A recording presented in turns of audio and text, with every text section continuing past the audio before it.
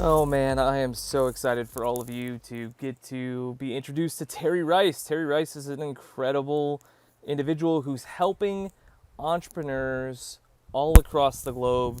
He's a contributor to entrepreneur.com, amongst many other things, a writer and a dad of four living in New York City. He has an incredible story and he has a lot of wisdom to share. I really enjoyed this conversation. It's short, sweet, to the point, but it's so impactful with the nuggets that Terry drops. And I'm just so excited for you guys to check it out and to check him out as well. So without further ado, Terry Rice, let's get into it. Terry, so glad to be chatting with you, brother. How's the week going? Going well. I forgot it was a short week, so it's almost Friday, which came as a nice surprise. Get you every time. Well, hey, man, I'm super pumped to chat with you. Usually we have a little bit of a different format for this, but I actually really want you to tell listeners who you are and what you're doing up front, because it's going to frame a lot of the conversation that we have. Yeah, well, I'll start by saying I'm a father of four, and that might become very apparent if my kids come home anytime soon. So, how old? How old's your oldest? How old's your youngest? Between 8 and 20 months. So pretty tight. Oh my gosh! But all right, Terry. That actually is very beneficial, and I'll explain why. When you have that many constraints, you have fewer options, and the ones that are available to you, you just execute on without any distraction. But I'll go into what I do as well for more context. So on my end, I'm a biz dev consultant, and that normally involves helping solopreneurs build their brand and revenue. And I also write for Entrepreneur Magazine, so creating content that serves the same audience, as well as the host of the podcast, Launch Your Business, which also goes out through Entrepreneur Media. And I also speak on stages, right? So I speak at Amazon, Berkshire Hathaway, like all that good stuff, as well as teaching at New York University and a few other colleges. I love it, man. I love it, brother. That's amazing. So you've got this project that's all centered around solopreneurs. And I love what you have going on. You know, one of the things that people often don't talk about is that there are entrepreneurs that are trying to grow and scale their companies. And then there's also people that are like, hey man, I'm totally fine just doing my own thing, being my own boss, running my own ship. And those people need a totally different community, skill set, and whatever. So I love that you're filling that need. Talk to the audience a little bit about like why solopreneurs are a focus of yours and what you're doing to help them. A few things. I mean, I always say you have to live it, learn it, and teach it, right? You can't just read a book and then start becoming an expert on it. So I've lived the solopreneur lifestyle and I've made a lot of mistakes. So on my end, I can help people avoid that and just accelerate their growth just by telling stories about my life. So it's actually easy for me. And another thing I should mention is I don't like trying too hard. So I want to be very confident in how I can help people. So if I'm talking about like startups and corporations, all that stuff, that's not my zone of genius or the life I've lived. So on my end, I can help solopreneurs very easily because I can just talk about what I did yesterday and that might help them grow. So that's why the focus is there. And obviously with the market conditions, I mean, there's so many people that are out of work and there's not, in my opinion, enough high paying jobs to absorb some of the tech layoffs. And they're going to start their own business. So therefore I can help them because I know what it's like to leave a tech company. I left Facebook before I started my business and have that identity crisis. I can help them navigate that and make money on their own terms as well. Yeah, it's interesting that you say that, Terry, about the situation right now. I put out an ad for a CEO position for one of my companies, and literally within 18 hours, we had spent $75, so not a whole lot for a job app. And we had 467 applicants and I had to turn it off. It was just overwhelming number of applicants. And it wasn't people that were just being silly and like, hey, I want to be the CEO of this company. It was like, no, these are legit people that have great experience. So yeah, I definitely see the wave of entrepreneurs is coming, and there is a gap. You know, the thing that I say a lot, Terry, is we're information rich, but we're wisdom poor as a society. And that's true for entrepreneurs and solopreneurs and business owners as well. There's so many people that have a lot of information, but the wisdom, which is what you're talking about, man, that lived experience is really what takes it to the next level. So, good grief, you have 4 kids. You're running your own business. You're writing for Entrepreneur. You're speaking on stage. You're doing all these amazing things. That's not easy. Yeah, I I have agree. Yeah. I have 3 kids under the from 9 to 4, and I feel like that's plenty.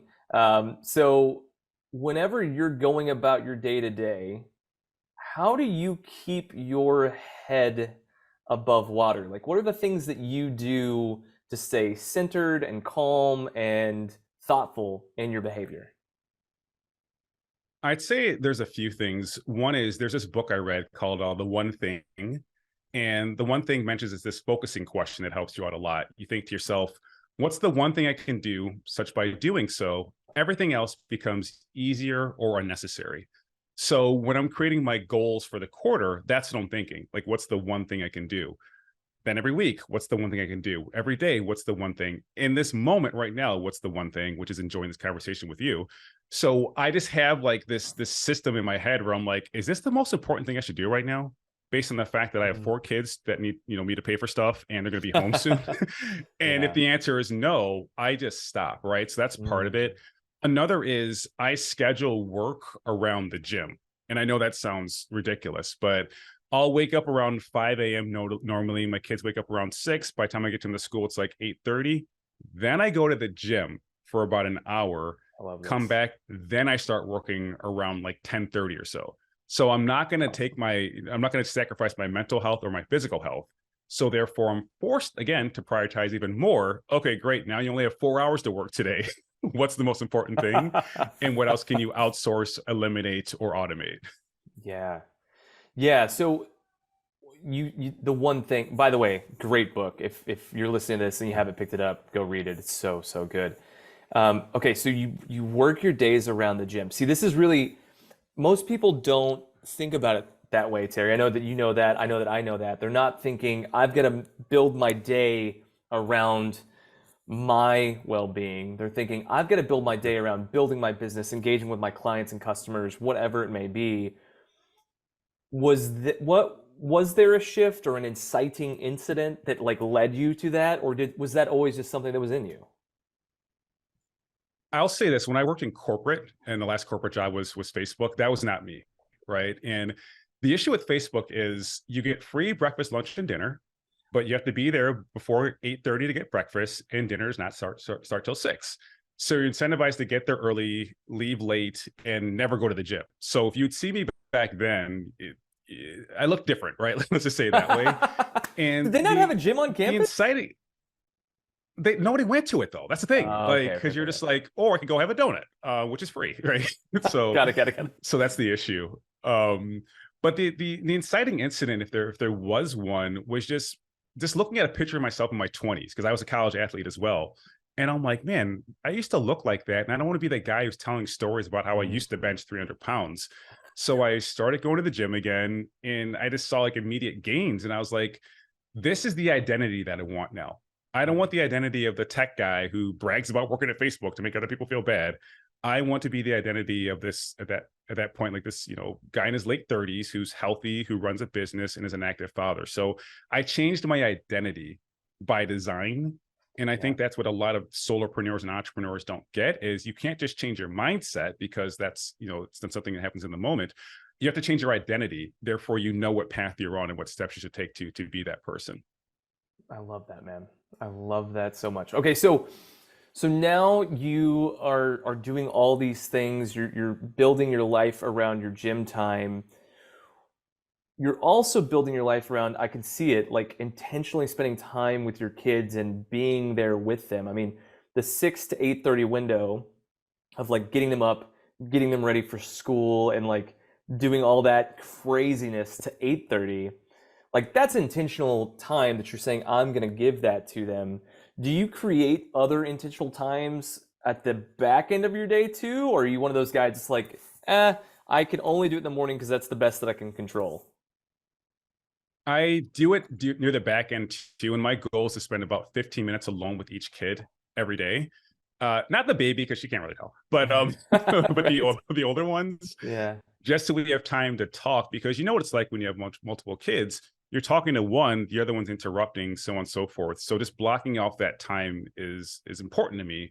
And again, the discipline that comes from that means I have to be done with work when they come home, right? So That's it's right. like, again, you're doing the most important thing, and you're ruthlessly prioritizing your day, Yeah. realizing I have to focus on impact and can't do all this extra stuff because it'll take away the time that I need to focus on impact. Yeah. Yeah, man, I love that. You and I have some similar philosophies in that space. Like I have started to do this thing for when I have speaking gigs, I take one of the kids with me, and I rotate them through. And so my oldest is 9, son's 7, youngest daughter's 4.5, and they love it, man. And so like if we take a trip, then it's like this is memory building. They're hanging out with dad. Yeah. I'm bringing them, backstage and stuff, and they're getting to see that this is what it looks like to do work in a different way. Like because all they see, and I'm sure that this is true for you for the most part too, Terry, but they just go, dad's work is looking at a computer, and they have no clue, Yeah. like what it is every Yeah, day. It's weird. well, my kids, like, they see me on TV too. So every day they're like, "Are you going to be on TV again?" And I'm like, "No." They're like disappointed. Like, "Okay, my dad's apparently a failure because he's not on TV today." So that's what I think they think I do. It's Yeah. just talk on TV. Yeah. But I love that you're bringing your kids with you on a trip. I've never done that yet, but I'm going to challenge myself to do so. So thanks for that. Yeah, man, it's been cool, and it definitely means that I get to bed earlier on those trips too, which is nice. Yeah. Because I'm like, Yeah. Yeah. man, I gotta go get them to bed. Um, but yeah, man, I love that you're doing that. So when you're doing all this beautiful work with your family and kind of like making that time and space, you've got the workout routine. Are there other routines or other habits that you've picked up along the way that have helped you to achieve the level of success that you have? There's a few. I mean, time blocking, if we're talking about how we structure our days, and I think that's kind of basic, so I won't go there. I think it's this: it's finding the opportunity within the opportunity, and I'll explain what I mean by that. Right. So years ago, I was approached by Amazon to give some free talk here in New York City at this event called like Amazon Lofts. Right. So I did this talk there, did a good job in my opinion. But then I always think to myself, how can I endear myself to this organization such that I can form a long-term relationship? So what I'll often do is look for a gap in their content, in their programming, in their offering, and then proactively offer to fill that. And in this case, they needed help with some content for their website. So I was like, "Hey, Amazon, I got you." So fast forward 3 years, they're like, "Hey, by the way, we're doing this event in Seattle. Can you come be a keynote speaker for our event?" Sure. But that was in the back of my head the whole time, right? And I'm Sure. not saying I'm doing it like in a predatory way, but Right. I always trying to find the opportunity within the opportunity. And I think if more entrepreneurs leverage what's called second order thinking, essentially saying this thing happened, now what's another thing that can come next? You'll make a lot more money, you'll build more partnerships, and you won't have to try so hard to grow because there's all these people out there that know, like, and trust you and want to see you grow as well. So That's that's right. really what it is. It's just looking for the opportunity within the opportunity, and also stressing legacy over currency. So by design, I always want to be the best person anyone's ever worked with, right? Whether it's a vendor, a client, so on and so forth. And I want to feel free to know that anytime I post on social media, no one's ever going to say, "Oh, this guy sucks. He ripped me off," so on and so forth. So it's Right. that integrity, I think, as well, that people Yeah. pick up on. I love that, man. I love that. If you were going to give one piece of advice to solopreneurs, entrepreneurs, aspiring entrepreneurs, what would it be? It's going to seem kind of trite, but pay someone to help you. Pay for help. Like Because you can buy speed, that's literally. that's And true. no, not speed the drug, but but speed, because I know right now, if I had talked to myself 8 years ago, it would have taken me an hour to say, "Look, Terry, just do X, Y, and Z, and you will grow quicker. You're going to avoid setback. You're going to not fear failure. You won't be so stressed about how you're going to feed your family." Yeah. I would have paid thousands of dollars for that 1 hour. But unfortunately, so many entrepreneurs think, "Well, I'm not making any money, so I can't spend any yet." But it's like, well, do you realize that your whole business model is based on exchanging value for money? So how about you go pay some money and get some value yourself too? Because you're just pushing the timeline back to success more and more. So if you have to get a credit card, borrow some money, whatever it is, just give some expert $500, take a course, do something. But it's really that, just invest in your education earlier. And that way you won't have to make so many mistakes. That's awesome, man. Well, listen, brother, if people want to connect with you, they want to find out more about what you have going on, where can they reach out to do so? Yeah, I mean, my website is terryrice.co. It's not com. Some photographer in Indiana has that, and he's not giving it up. But if you want some photos, go there.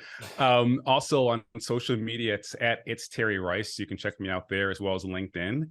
But I think the most important thing I would recommend people do is I have a free LinkedIn learning course where I teach you how to create a high-performance mindset for entrepreneurs. And I think that's where it starts. It's actions, tools, and mindset. But if you don't have the right mindset, you will not have the will to execute the actions or use the tools because you don't have it within you to push through challenging situations. So I would check out that course. Again, it's called Developing a High-Performance Entrepreneurial Mindset. I love it, man. I love it. Terry, thank you for the time, brother. Thanks so much for coming on. Yeah, thank you. This was fun. I appreciate it.